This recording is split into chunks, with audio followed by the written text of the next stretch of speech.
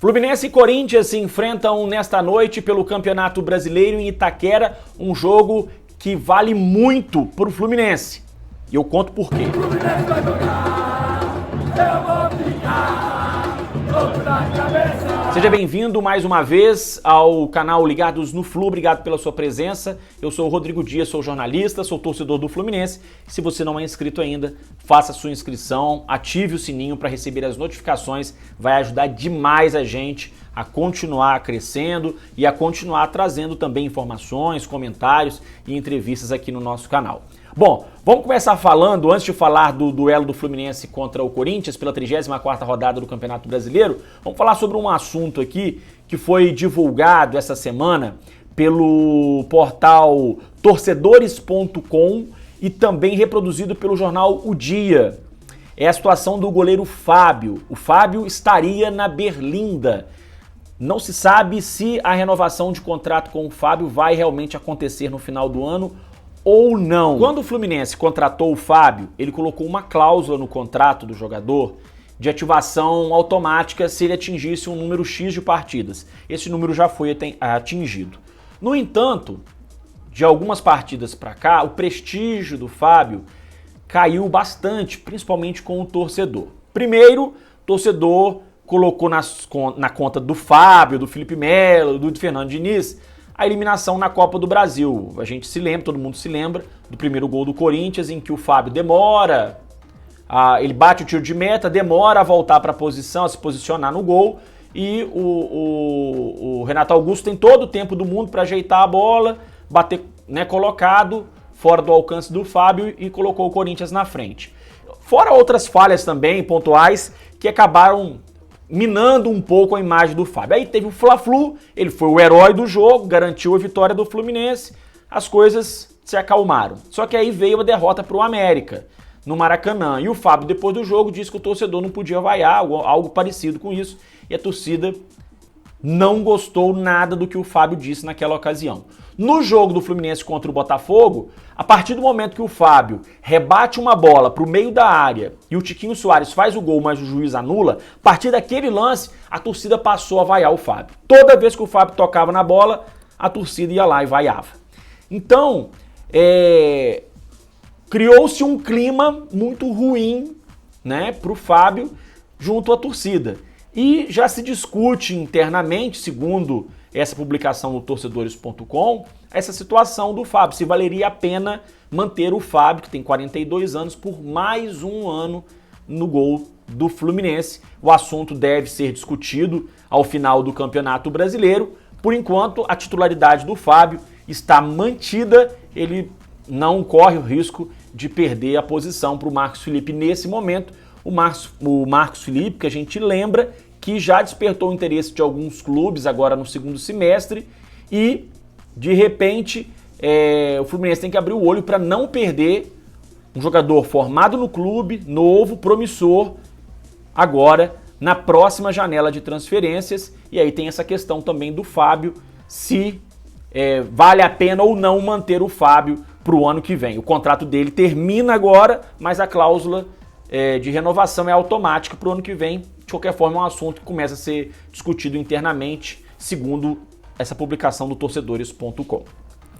Bom, vamos falar então do jogo do Fluminense contra o Corinthians nessa quarta-feira, 9h45 da noite, horário super tarde, mas enfim, é o horário da televisão, é o horário que está determinado aí na tabela da CBF. O Corinthians tem 57 pontos nesse momento, o Fluminense tem 55 pontos. E para o Fluminense é muito importante, o Fluminense é o 5º colocado, o Corinthians é o 4º, e é muito importante para o Fluminense uma vitória, porque o Corinthians tem um jogo a menos, vai jogar o jogo sábado contra o Goiás, o jogo atrasado, e a gente sabe que, dependendo da posição do clube no campeonato, a posição final, ele vai receber uma premiação diferente. Quanto melhor a posição, maior a premiação. A gente já trouxe aqui nos últimos dias que o segundo colocado esse ano vai receber 42 milhões e 700 mil reais, informação divulgada pelo GE. O terceiro colocado, a previsão é de 40 milhões e meio, o quarto colocado 38 milhões e 200 mil, o quinto 36 milhões e o sexto colocado 33 milhões e 700 mil reais. Então há uma diferença muito grande, por exemplo, do segundo colocado para o sexto colocado. São 9 milhões de diferença. Então o Fluminense tem mais 5 jogos pela frente, sendo 3 fora de casa e 2 em casa. E a gente lembra que um desses 3 jogos fora de casa é contra o Ceará com portões fechados na próxima segunda-feira. Então, o Fluminense ele precisa vencer para ultrapassar o Corinthians, botar uma pressão no Corinthians, porque terminar em quarto, quinto, terceiro ou até segundo vai fazer muita diferença no orçamento do Fluminense para a próxima temporada, por isso que é tão importante a posição final do Fluminense no Campeonato Brasileiro, além, é claro, da vaga direta para a Libertadores da América, a gente não pode esquecer isso. Bom, o técnico Fernando Diniz não tem problemas para escalar o time, a tendência, na minha opinião, é que o time seja o mesmo que jogou contra o Botafogo. A única dúvida é a questão do Matheus Martins, isso na minha visão.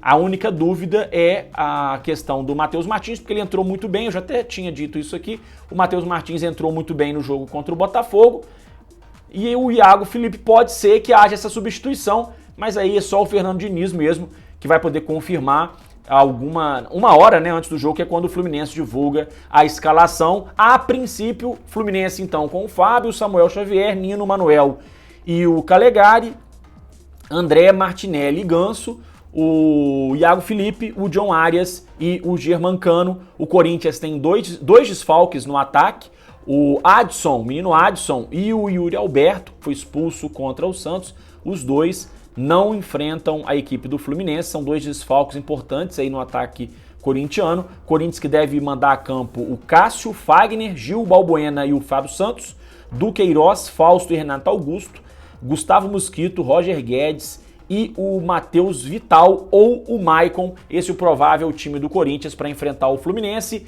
que vai ter como árbitro da partida Leandro Voaden. Esse ano o Voaden apitou 2 jogos do Fluminense, com uma vitória tricolor, 5-3 sobre o Atlético Mineiro no Maracanã, e a derrota para o América, 2-0, há poucos dias atrás, há 2 semanas atrás, a derrota do Fluminense para o América, também no Maracanã. São os 2 jogos apitados pelo Leandro Voaden do Fluminense na atual temporada. O retrospecto aí entre Fluminense e Corinthians, 102 jogos, com 37 vitórias do Corinthians, 34 vitórias do Fluminense, 31 empates. A gente percebe um certo equilíbrio, né? A diferença aí do Corinthians para o Fluminense no número de vitórias é uma diferença pequena. Nos últimos 10 jogos, porém, há uma vantagem do Fluminense.